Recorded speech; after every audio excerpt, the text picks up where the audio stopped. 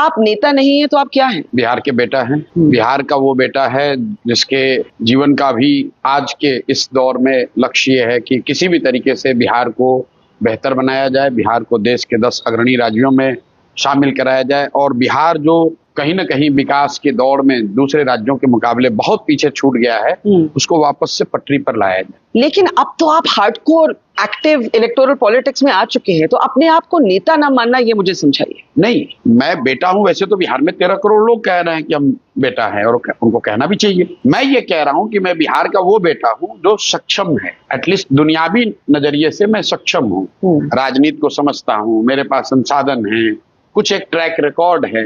तो वो बेटा जिसके पास ताकत है, और अगर मैं बिहार को सुधारने के लिए प्रयास नहीं करूंगा तो कौन करेगा?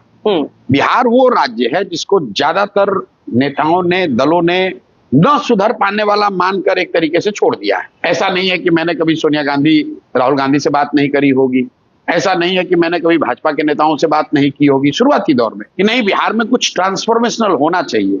नीतीश के साथ भी उसी एस्पिरेशन से गए थे, लेकिन मैंने ये पाया अपनी प्राइवेट कॉन्वर्सेशन में कि लोग ये कहते हैं हाँ ठीक है, होना तो चाहिए, लेकिन बिहार नहीं सुधर सकता यार।